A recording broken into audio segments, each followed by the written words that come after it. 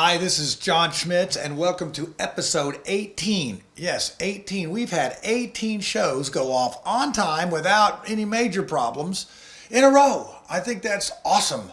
And I know you're tuning in just to see who the special guest is, and you will not be disappointed.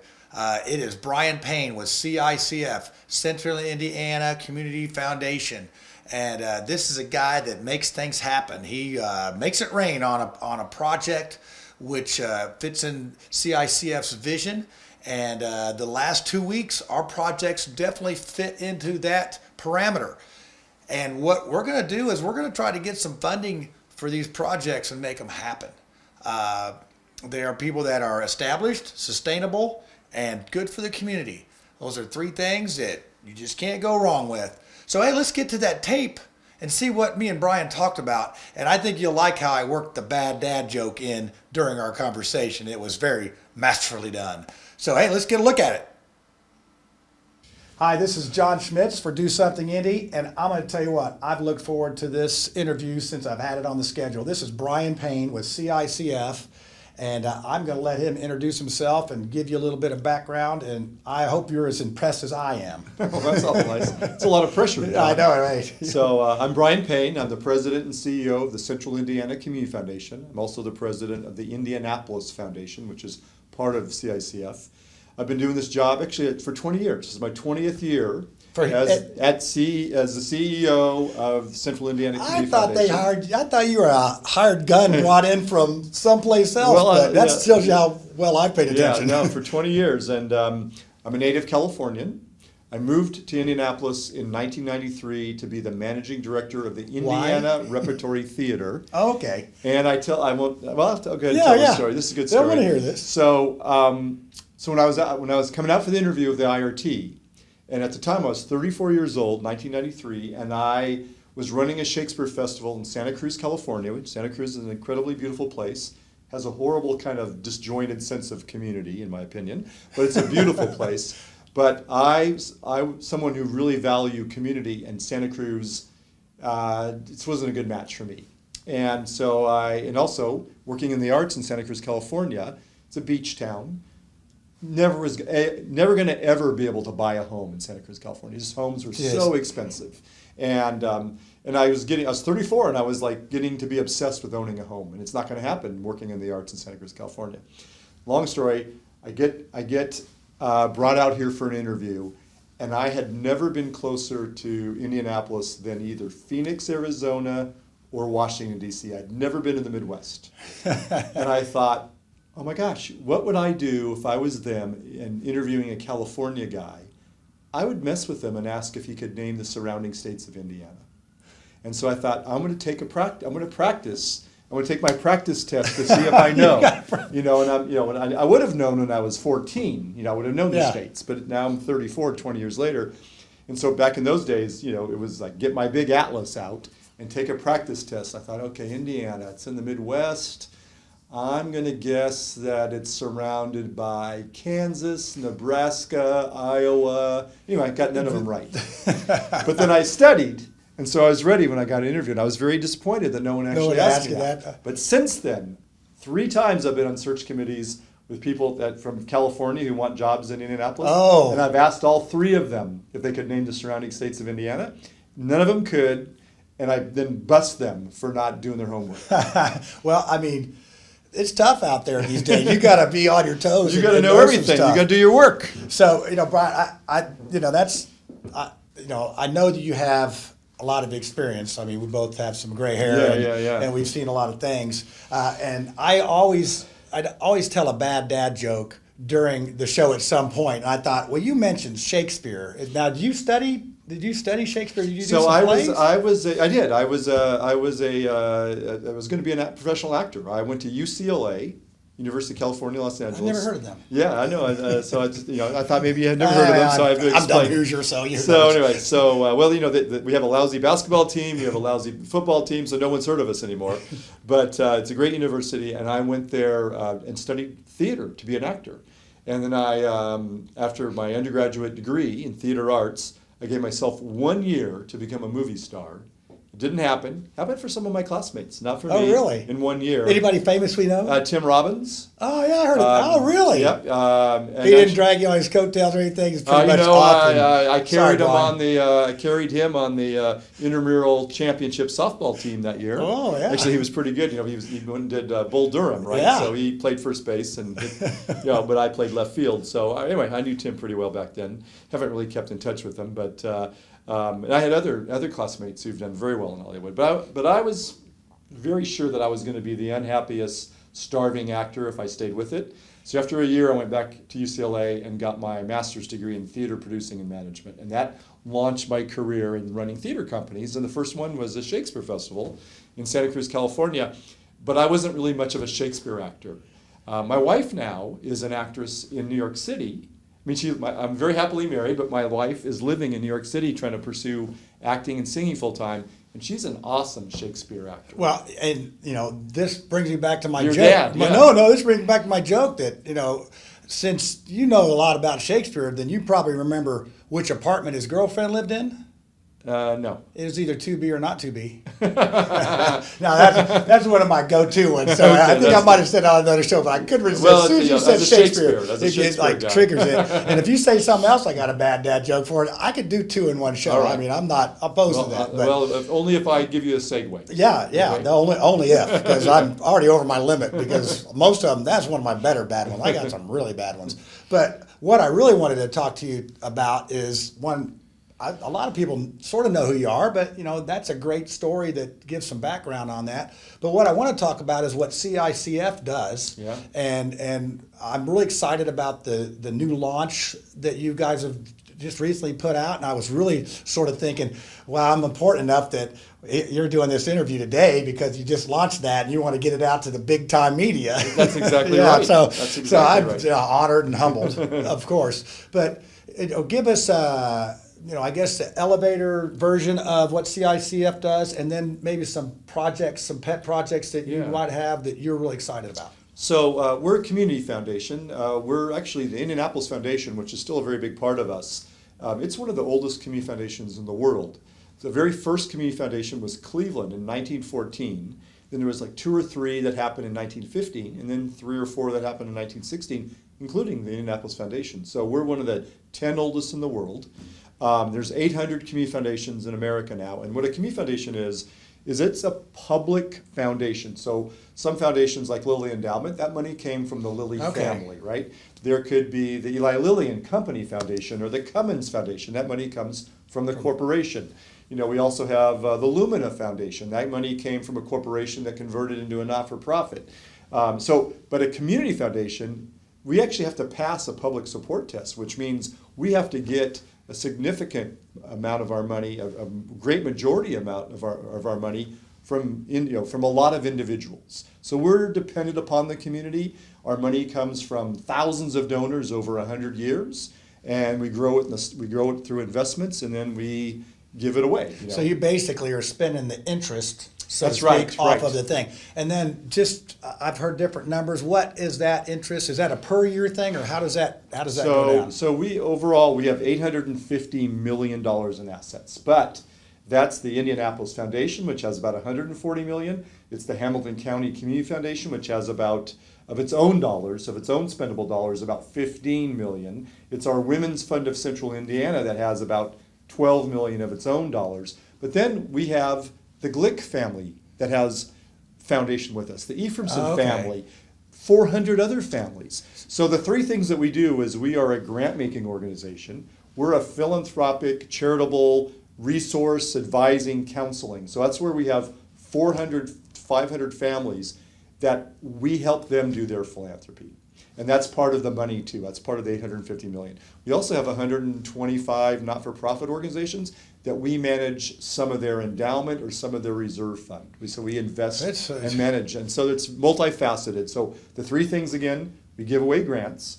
We help families and not-for-profits either manage their money or bring all kinds of tools to make their philanthropy the best that they want it to be, that it can be for them. It's really about what they want to do. And then the third thing is we're a community leadership organization. We feel like we have a big entrepreneurial vision for the community, and we have this awesome position where We do have a lot of money. We can put money on the table and get people to co-invest. We have a business model that that community foundations have that says that we can take a long-term view. I know we're not talking politics, but any mayor, I got some jokes for that. Any mayor, another dad joke. Any mayor or governor or politician, they might be able to look at something and commit to something 2 or 3 years out, but then they got to get in another election cycle, right? So we commit to things in the past 10, 15 years. We commit to something for 10 or 15 years. Now it takes that to get some things going, and it's a privilege we have. The way we're formulated is that we can do that. So we have big, multi-sector, bold ideas that might take. Actually, now we have a new commitment to equity for all to help. We have a new mission statement. I'll tell you about that in a second. But the point of that is we've made a commitment to a new set of principles and initiatives that we say is a multi-generational commitment. 40 years, 60 years. So last April, we publicly went out and said, you know what? Things that have been happening in this country and in this region and in this city are still the way that systems have been created are still, that they're basically, there's systemic racism. There's racism in the systems. And we all, if you do your studying, you figure out where racism came from, but those systems still have racist outcomes. And it's holding people back. And so all these people are given money, but we're not dealing with it at a system level, and we're not having the outcomes that we want. So we actually changed our mission. Our mission used to be that we inspire, support, and practice philanthropy, leadership, and service in central Indiana. But we have a new mission. Our new mission is we mobilize people, ideas, and investments toward creating a community where all individuals have an equitable opportunity to reach their full potential, no matter their place, race, or identity. So place really is a kind of a signal to it's about zip codes, right? Right. Because right now in America we have like 120-year low on upward mobility, and more than ever, the zip code in which you're born in. If you're born into a zip code, I mean you're in a low income zip code, right? If you're born into that zip code right now, the statistics say that the chances of you as a kid who are born in poverty or in a low income zip code, of you crawling, and getting up, making a lot of money and getting out of poverty if you're born into poverty, it's like 100-year low in America. Upward mobility, the American dream, is it's dying. It's a nightmare. We need to do something new. We need to fix that, and we're all about that. I mean, it's the American dream, which I have had a chance to live a little bit myself, and have always believed in it. And the power that no matter what circumstances you're born in, if you work hard and have grit and perseverance, you can make it. Right? The sky's the limit. Right? Statistically, that's not true anymore. It's about the environment and where it's. I hate to say this, but it's just the luck of your lot. I know, right? One of the things that comes up to me when I'm in meetings with minorities is the white privilege. Yeah. And people say, well, you have white, and I understand that, but I can't be too sympathetic with that because I did grow up in a better place. Now, what we do with that going forward, and what I hear is that you want to elevate. Give everybody that same chance. Everybody. Yeah, we want everyone to have the chance, the opportunity, right? We're not making promises. No one gets, it's not about ensuring that people have this awesome life. But it's about leveling the playing field. It's about giving people an equitable opportunity. I mean, my son he's had more opportunities. I mean, I remember when he was, when he was studying for the SAT test, right? I mean, he's a very good student, very smart. He's at IU Bloomington. He's actually a congressional intern now in D.C. for a semester. Bless his heart. Yeah, no. Yeah, in a historic moment. Yeah, nothing's getting done there, right? And he'll get a whole semester of seeing how nothing gets done. Yeah. I'm sure it'll be awesome. But anyway, I remember, he was a very good student. He was going to do well on the SATs no matter what. But, I don't know, we paid, $600 for an online course? So he could do even better, right? That gives him a leg up because his dad has had a pretty good career and can afford $600. A lot of kids, maybe even smarter kids, and didn't do quite as well in the SAT because they didn't have that opportunity. So it's just about, giving people an opportunity to live their superpowers. And about white fragility, someone recently told me a really great, white privilege. So white privilege, I think this is really important. So white privilege, I have white privilege. That doesn't mean that I didn't have to work my tail off. Didn't mean that I don't have a lot of challenges and barriers to overcome. Doesn't mean I had an easy way of it. It just means that I didn't have the extra barrier of the color of my skin. So I could have a lot of barriers to overcome, but my skin color isn't one of them.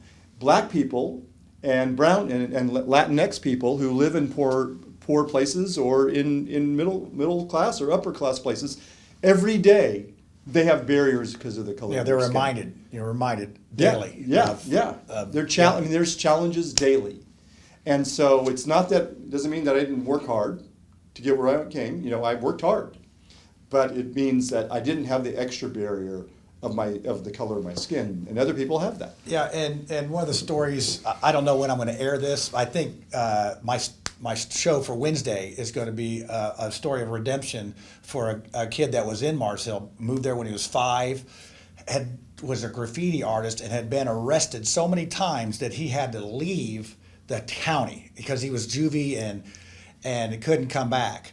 And it's just really a cool story. So when we started the art center in Mars Hill, he caught wind of it. He came back and he says, I bought drugs right here in this building. I painted that bridge down the road so many times that I got arrested until they couldn't take it anymore.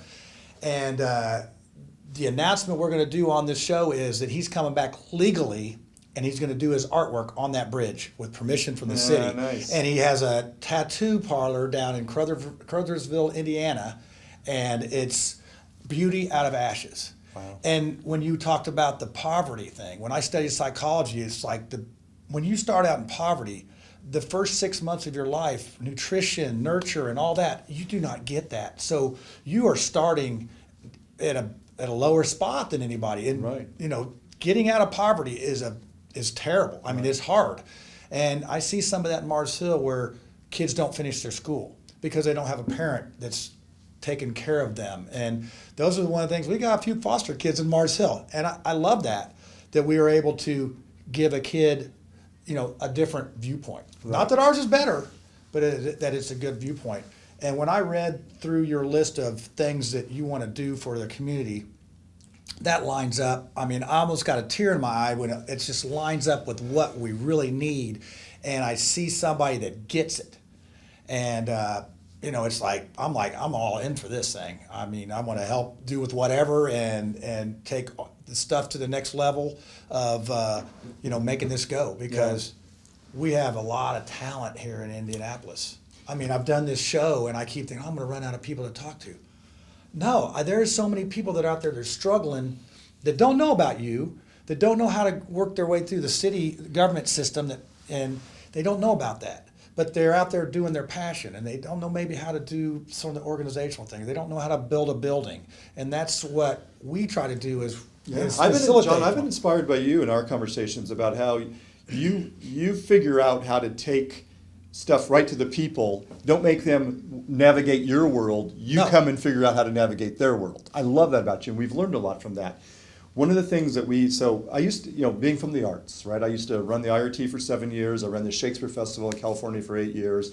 My whole early part of my career was all about the arts. And I kind of through osmosis of hanging out with really creative artists since I was in high school, I become a creative person myself. And the Cultural Trail is one of our projects, and that was kind of a creative process to come up with the Cultural Trail. And I used to think that when someone said, oh gosh, you're so creative. That was like the best compliment I could ever get. What do you want? Yeah, I love that. I love that. And I used to think that, actually, and I've really read a lot about innovation and creativity. I've studied it. And I used to think that, that basically everyone is born creative, but some of us have it nurtured and some of us have it beaten out of them. Well, and some of it have it naturally, which then you got to beat it out of them. Well, I think everyone has it naturally. As a kid, kids are inherently creative. And there's yeah. some kind of creative genius there. I can't draw. I could never draw to save my life, but I had some other kind of creative. I think everyone has it, but some get nurtured, some don't. I actually think that's too small a way of thinking about the world and about human beings. I think we're all born with some kind of superpower, using the whole superpower Marvel movies, stuff, Marvel, right? Going. So we all have a superpower. Again, some of us get it nurtured, and some of us get it beaten out of us. And in fact, a lot of times when we're when I'm a group and we're all trying to meet each other, we'll have a question of the day, and I'll say, so introduce yourself and tell us what your superpower is. And that really, some people really have a struggle to come up with that. But I think once they think about it, they do have it. Like my superpower is I can be in 4 conversations about 4 different parts of the community that seem unrelated to other people, and I can find the connection between those 4 ideas. That's the cultural trail. The cultural trail really was 3 ideas to come together. This idea of focusing on the old commercial districts like Fountain Square and Mass Avenue that in the year 2000 were run down. Dumpster. They were dumpster. They all were. But the idea of, could we do something and make those really thriving cultural districts someday? So, then the idea that no one wanted to support that idea because those cultural districts, those commercial districts were disconnected from each other and seemed to people to be disconnected from downtown. And then the third was a conversation I had in the first 3 months I moved here in 1993 with one of Mayor Goldsmith's top people, Jim Snyder. And Jim Snyder told me that one of the problems with Indianapolis in 1993 was that you could come out of your office building, get your car out of a garage, go 50 miles an hour down Washington, 50 miles an hour on West Street, and be out of town in like 5 minutes. Never look back. And never feel like you have to hang out in your downtown. And that's why it was a ghost town after 5 o'clock. Because we had 6 lanes of one-way traffic. We had too many lanes. And as a pedestrian, that was too scary to even be walking around. So those 3 things coming together, those 3 points. We care about the cultural districts. They're disconnected, so let's take the Monon, which was becoming popular, and do an urban version of the Monon of connecting them. And we can do it because we have too many lanes anyway. We'll just take a lane off from cars, we won't miss it, and give it to bicycle and pedestrians. That was the whole idea of the cultural trail, just connecting the dots from 3 different conversations. How much of a fight did you get from losing the lanes? Was that any kind of fight, or what was the biggest challenge, I guess? Well, so we actually were able to work through that because we picked area, and actually there was a couple things going on. One was this idea of how, at the time, we were able to capitalize on this focus on that every city was going to need to attract knowledge workers. Right. And what did knowledge workers care about? They cared about walkability. That was just starting to be an idea that you cared about bicycling. That was just beginning as an idea in 2000, 2001. It was, we kind of introduced that idea. Portland, Oregon, it was an idea in Portland and a few other cities, but it was not a national idea. Not here. Not here, certainly not here. So we were able to kind of talk a little bit about that and kind of convince people that we could lose a lane. Now, I remember we had a big meeting. We had some early momentum, and we had a big meeting with the city's traffic engineers and traffic consultants. Those guys are a laugh. They're laughs, aren't they? I thought that was the end of the dream. But we even hit them just at a moment where they were starting to open their eyes to a different way of thinking about quality of life, and this argument that we need to build our city more for people and less for cars. And the fact is, we do a great job with cars, but that city closes down Hoosiers like their cars. At 5:30 p.m. Now, we did take some parking spots, and we had a little bit more pushback when we were taking out parking spots. But we had enough momentum to fight through that. So actually, the cultural trail, it had its moments of, we thought, oh my gosh, the dream is dead. But we were able to kind of slowly build advocacy and support that we, once the mayor gave it the okay, Mayor Peterson first, and then Mayor Ballard had to kind of Oh, he was a reaffirm big it. cyclist He guy. I became mean, it. He didn't start out that way, but he became that very quickly. Well, I think there was, there was some votes in that group. Yeah, yeah. And you always have to figure out one way to be cool. And Yeah. I don't know if any more cyclists get yelled at, but back then it was like it was cool if you went out and rode your But bike. go back to the superpower. So I think so you shouldn't just because you're born in a zip code that has poverty or a lower amount of income, we shouldn't allow that to be a place where your superpower as a human being gets beat out of you, right? So, and by the way, if we were the best city at unleashing everyone and nurturing the most people's superpower, if we had more people, like right now we have 22% poverty in Indianapolis. That's a lot of people. That's like 200,000 people. I see it. I mean, right. in the homeless, I mean, and let's say out of those 200,000, 100,000 of them have had their superpowers beaten out of them by the conditions of poverty every day. It's tough, right? You see it every day. It's tough. What if we were able to reduce that by half, and we had 50,000 more people in Indianapolis, kids and others, unleashing their positive superpower? That'd be a game changer. And if we did that better than other cities, everything else would come along. If we had the most people with superpower, we'd have the most innovation. We'd have the best education systems and education outcomes. We'd have everything. Yeah, and it's like one from the lost column, one to the gang. That's a two Yeah, win. that's a twofer. And what I see with your initiatives, with the way you're structured, I see that as a real focus. And with what you've just talked about, we can see those results. You can see the cultural tell, what it does. You can see how lively the city is. Now, I remember the days in the middle 80s when they first started having a couple nightclubs, Don't Ask. Now, this is really done a date, Don't Ask, and the sports bar. And then Ike and Josie's came along. Now it's closed down. But that was, I'm telling you, those buildings were empty down in that area. Right. And then, fast forward to 90, once that started going, I hate to say a bar got the downtown, but that really, if we're reflecting, that's what the catalyst was to get downtown going again. Yeah, get people showing up. And then it just kept building. But that's been 30 years, 30 plus years to get to a place where I think is a good start. Right? Yeah. So we're working. So we're really trying to innovate around transportation. We have two major transportation initiatives. We're trying to do criminal justice reform. We're trying to find, we think we can add value. I mean, everyone's looking now at kind of workforce pathways, right? I mean, for a while back in we did it too. We had a college readiness and success initiative that did some really good work, but I think the whole world went overboard that everyone needed to go to a four-year college. We went overboard. Everyone did. The world needs bricklayers. Well, I know. I mean, you're a great example. I'm teaching both my sons right now. I know. I mean, and like Brett, I can't. I mean, I need an electrician and someone to fix some of my front door, and it's hard to find people, right? I know. When a plumber has a leak, he gets wet. When an electrician has a leak, he gets shocked. Yeah, well, I'm not messing with it. That's for sure. Because I have no training whatsoever.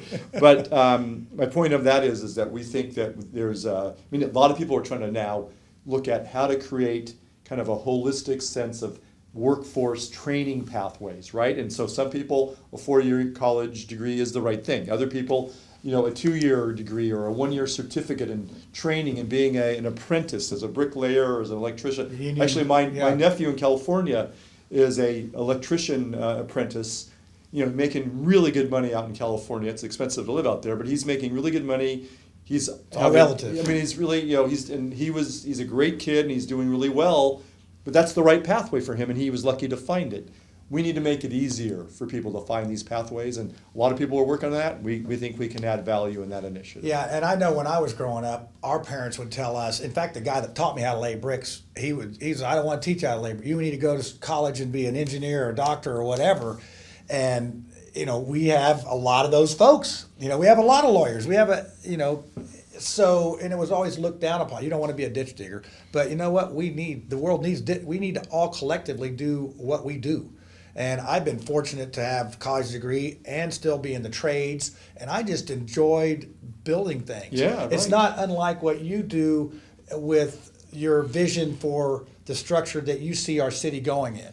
You say the creativeness. You got to have that creativity to see the goal and to be able to fill in the dots, especially with that kind of money and that kind of, you got a few people working here. Yeah, so you have to keep sometimes it's like herding cats. Well, like the Cultural Trail ended up being $63 million project, and the city, didn't give, the city was a good partner, and they gave a lot of in kind. They gave up 8 lanes, 8 miles of traffic lanes. But they didn't give any building money, but they helped us raise it from, federal transportation grants, and so the city's always been a good partner. But that's one of the things is we have this position where we can figure out through our network. That's another thing about people living in low-income neighborhoods or in poverty, is we believe that the world keeps organizing itself tighter and tighter around networks or social networks.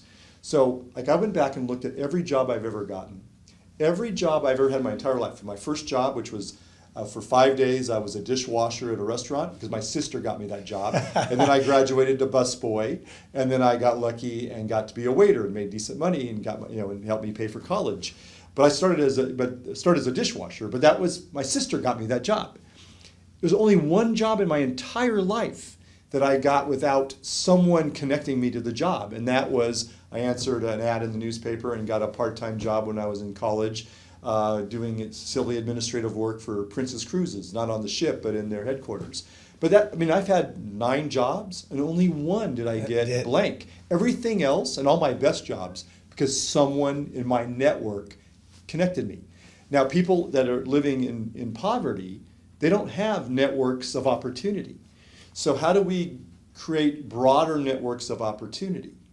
And that's one of the things we're looking at, Yeah, and that's one of the things that I've noticed with millennials right now that are getting older in their 30s. And they're starting to realize that, life is sort of hard.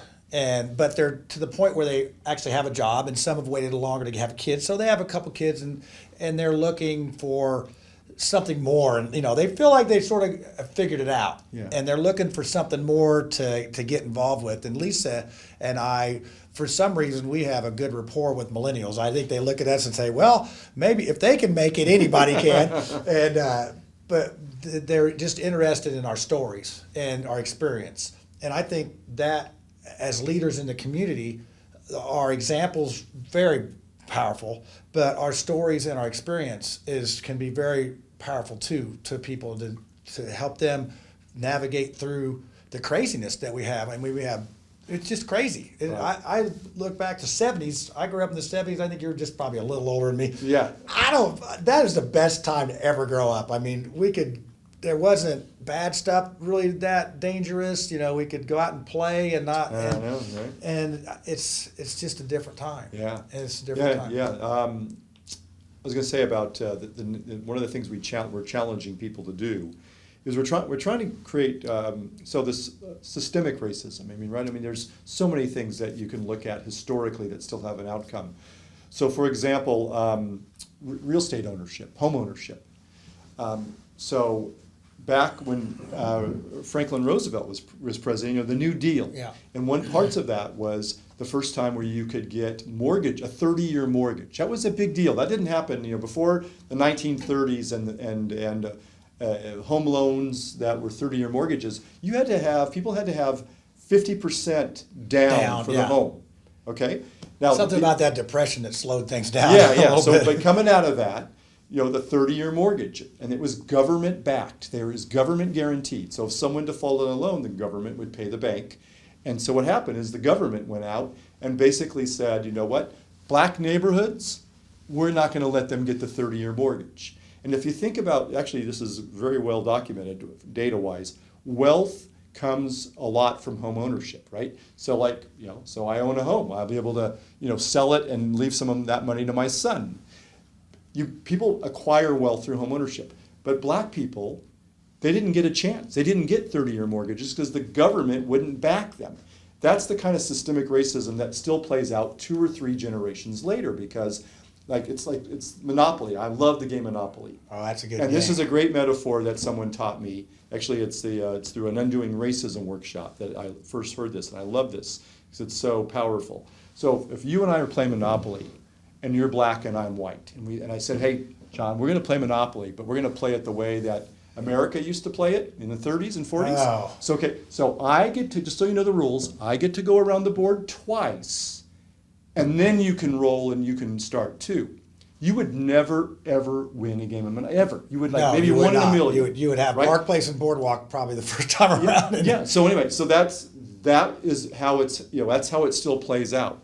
So we're looking, at CICF, we're looking to create, we're looking to fight that war of systemic racist outcomes on two fronts. One is we want to create a movement of people who understand that, and we'll understand it, go deep, and then kind of try to fight those systems, create better, more equitable systems, and actually do acts of equity.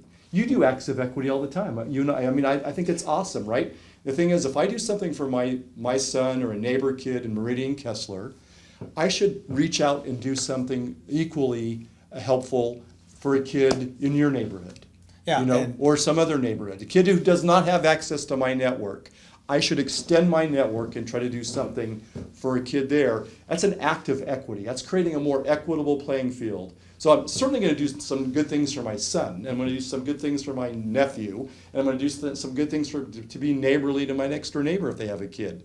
But I actually need to do the same thing for other kids that are not in my neighborhood. I mean, sometimes that's tough to do, but that kid that you do that for is going to appreciate that because of its unconditional, just why is this guy doing? Why is this? But I'm going to take advantage of this situation, and that's just like great.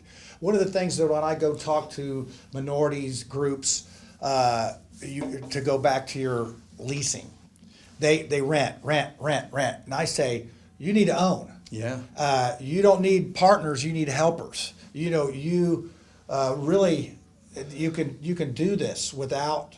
You can do more than you can, but that generational that you got to lease this, you got to lease that. I just talked to a gentleman last night that was, he had leased a place and they said they're going to sell it to him, and then guess what? We're not going to sell it now. And it's like, okay, that's really fair, right? Right. And when you own your own property, other than the government taxing you own it. Nobody can come get that from you. Yeah. And so those are the type of things that it's etched in their minds that I'm not good enough to own something, and well, I find it. They never. I mean, they're because of this systemic racism. Maybe their mother and father never got to own it. Their grandparents. I mean, home ownership was modeled to me, when I was 5 years old. Yeah, I've never rented anything but a dorm room and a fraternity house room. I've always owned. Yeah. Every. I mean, I always just felt like I don't want somebody else controlling something that important in my life. But it was, and maybe my parents probably had that, but my parents weren't people of a lot of means. They were always, they didn't have a lot of stuff. Now the economics when we were growing up. So I graduated in high school from 1977. Okay. Oh yeah, 80. So we're about 3 years apart. So when we were growing up, it was a lot. Economics were a lot easier. Oh right? yeah. I don't know what my high school custodian made, but I got a pretty good sense. I remember getting to know that person a little bit, and I had a sense that that he was a custodian at our high school, and he was able, not to have an awesome luxurious life by any stretch, but that he only had to work one job, and he could have a kid or two and make ends meet. A custodian now, right? First of all, they're contracted out. So a custodian who works their tail off often makes $12, $13, $14 an hour, and they have to have a second job. They have to be working 12 hours, instead of a 40-hour-a-week job, they might have to be working 50 to 60 hours just to barely make ends meet. That was not the case when we were growing up. It is not, and the rate of inflation, in about everything is, and I'm getting old. I've been in business for 30 years, and I remember paying $45 a yard for concrete. Now it's $145. Right. It's like, and that inflation, people get left behind. Right. If you own a house and there's inflation, you make money on that. It's relative. When you don't own a house and there's inflation, you pay higher rent. Are screwed. You just pay higher rent. I mean, that's how that works. Right that house is worth more. Wow, I tell you what, we could talk for a long time, and I knew this was going to be a very educational talk. And I appreciate you taking the time, because I know you got a lot of things going on. One of the stories that I tell some people, I remember meeting you up at Patachou restaurant, and I was in my work clothes, and I'm not really dressed up today, but I really didn't know, honestly, I really didn't know who I was meeting. I'm like, well, somebody told me I need to meet this guy. He said he'd meet me. You were running for mayor, so I wanted to meet you. I rolled up there. We sat up the front. We had a talk like we just had for probably about this long. Right. And we stand up, and then I see a deputy mayor come over. I see somebody that works with you come over. I go, man, this guy's important. And I think more over there trying to think, who's this stiff? Is he talking to her? Who's this guy? Who's this guy? When I learned what you were doing in your neighborhood and what you do for your neighbors, man, I'm inspired by you. Well, and the that important means work a lot you're to doing. me. And if you haven't been to Mars Hill Arts Center, it is an incredible place, and the vibe there, the great kind of positive feeling that. Last thing I'm going to say is that you talk about the graffiti artists, which I'm thrilled to hear about that. We have neighborhood ambassadors. We need a Mars Hill neighborhood ambassador, but we have a number of we have 8 ambassadors now, and most of them are African American at this point. And I went to Cincinnati with 2 of them, just for a road trip, because we become friends, and there's no better way to have deep conversations than in a car for a couple hours. We had this awesome experience, but Diamond, who's one of my mentors, Diamond Hargis, he introduced us to one of his friends for breakfast in Cincinnati, an 80-year-old white guy, Peter Block, who's written books, who was a guru. He was like an organizational management expert at ExxonMobil. I mean, the guy had a huge career. There's some people down in Cincinnati, P&G and whatnot. And after the race riots in Cincinnati in 2001, Peter and a few others created what they call Elements, with a Z, Elements, a hip-hop cultural center.